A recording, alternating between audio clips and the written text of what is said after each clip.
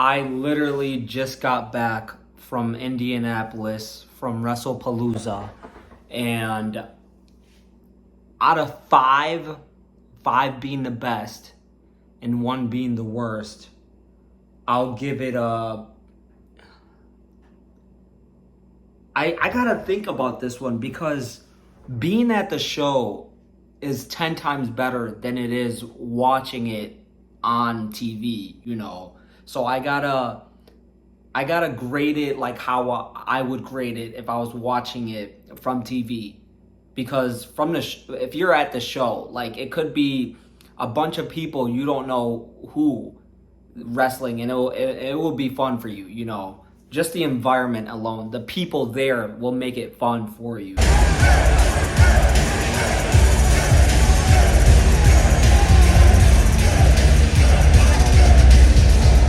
So the show by itself, I gotta give it a 2.5 out of 5, and that's me being generous because, oh boy, was there a lot of issues, a lot of predictability.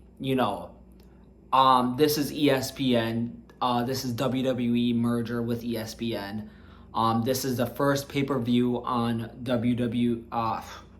This is the first pay-per-view that ESPN has of WWE. So I thought they were gonna go all out, go big or go home, but that's not what happened. So with the first match, Brock Lesnar versus John Cena.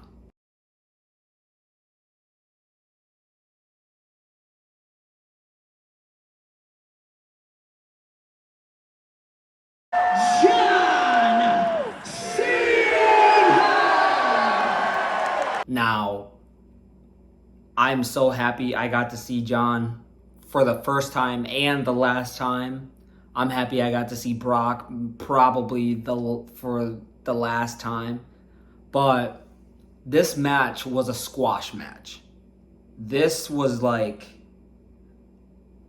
I sat down and then I looked up and the match was done.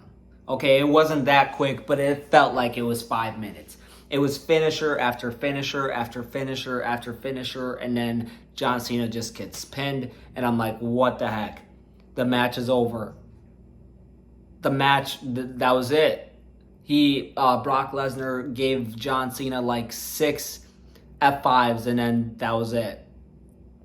I don't know why. I don't know what this is leading to, but it has to lead to something, because John Cena getting squashed on his retirement tour was not something I was expecting. So that wasn't a good sight for me to see. But I really did like that Paul Heyman introduced Brock Lesnar. That got me pretty hyped. I don't know if he's going to be joining the Vision, but hey, that got me excited. So the next match, the Usos versus Braun Breaker and Bronson Reed. This match was probably the best match of the night, because it had LA Knight as the guest referee. And LA Knight basically allowed anything. He just said, screw it, you guys do whatever you guys want. They had tables. They had chairs.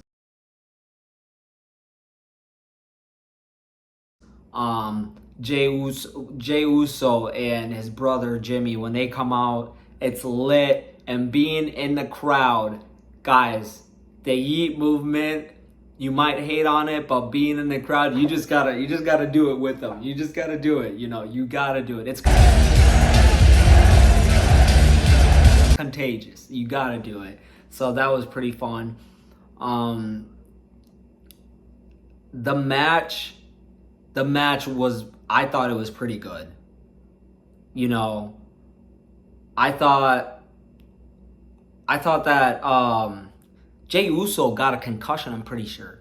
Because at the end of the match, he was bleeding. He was pretty hurt. Yeah, I think he has a concussion. He's in concussion protocol right now. Braun Breaker, Bronson Reed get the win, of course. Like, should have seen that coming. I thought Roman was going to make an appearance. because this is ESPN, go big or go home, and your top dog isn't here. And I was pretty disappointed with that, but not as disappointed as what I'm about to get to. So, next match, we got Io Sky versus the girl with the devil horns. I'm sorry, Stephanie Vancour. I don't know, but so this match, I'm not gonna lie. I don't know if it was the couple beers I had or just simply this match alone, but I was falling asleep. I'm not gonna lie. I was sitting down. I was dozing off, But Stephanie Vancour, I don't know. I don't know how to pronounce her last name. She got the win. So this is her first ever title in the WWE. And it happens to be the women's championship. So she's the new women's WWE champion. Congratulations to her. I was sitting in the crowd. I was hating. I'm not gonna lie. I was sitting in the crowd. I was hating. I'm like, oh my gosh, when's this match done? Blah blah blah. And then I saw the emotion in her eyes. I saw her go up to, I don't know if it was her husband, her dad, her brother, I don't know, a family member, and she's just hugging him. And I got a clear view of, I'm just like looking, and I'm like, oh my gosh. Like, bro, she's worked her entire life for this.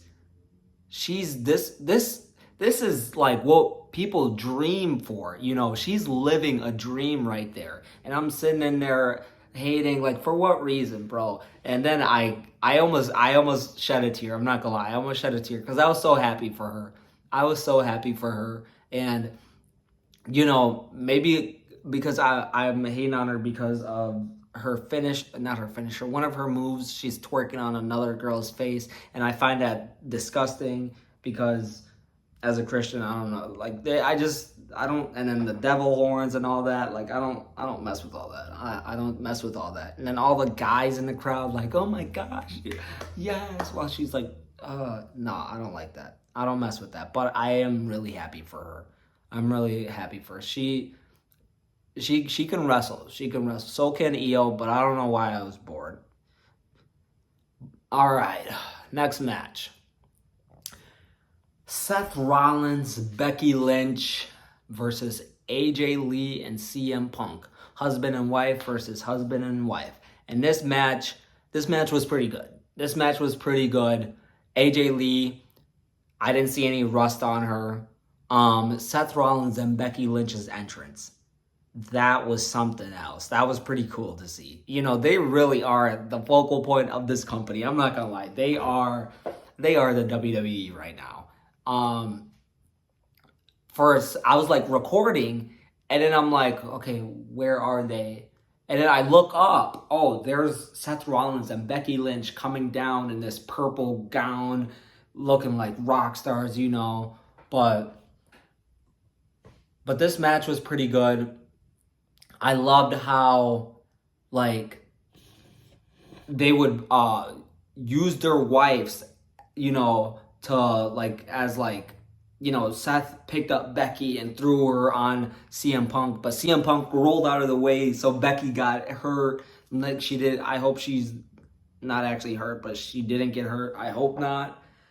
And then AJ Lee would put Seth Rollins in her move, and seeing all that was so cool. That was so cool. Seeing up close and personal, that was pretty amazing. Of course, AJ Lee and CM Punk got the win. Becky tapped out to AJ Lee's finisher.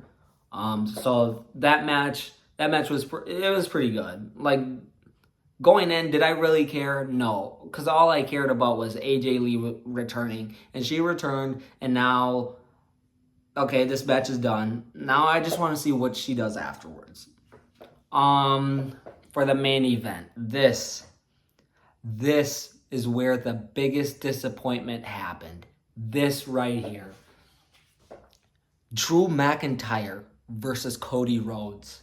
I'm going in thinking there's no way WWE does the usual route of being just predictable. There's no way they just do the same thing over and over again. This vanilla of a finish to a pay-per-view. This is ESPN. They're gonna go home like on a strong note, on something we did not predict. And they do exactly what they do best, and that's be predictable. And Cody Rhodes winning, there was a bunch of people sitting by me and saying the exact same thing. They're like, bro, like, is somebody gonna pop out after this match? Nope, nobody showed up. And Cody getting the victory was a huge, just like, it's oh my gosh, it's getting to the point where it's like Cody Rhodes is turning into John Cena. We don't need another John Cena. A guy that just wins after wins, and wins and wins and wins and wins and wins and wins and wins and wins and wins. And then like okay, like he wins. What about Drew McIntyre? Dude, he is so deserving of the WWE Championship, and it's not even funny. And the way that they overlook him, the way they book him, this is just atrocious. Cody, I expected Cody to win because it's WWE and they're not predictable. I mean, they are predictable, but I just thought since this is ESPN's first pay-per-view, I thought they would go the opposite route. Like, oh, you didn't see this coming. And I would be like, oh my gosh, guess what WWE did? They went this route. They let Drew McIntyre get the pin.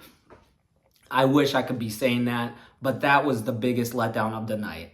And then I thought Randy Orton was going to turn heel. He wasn't even there.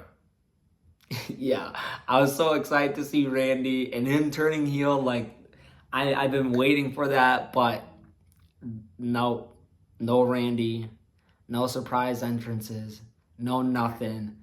You just got these matches. They're all right at best.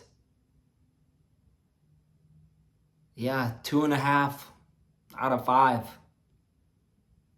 Thank you for watching. I love you. God loves you. Subscribe if you want. Deuces.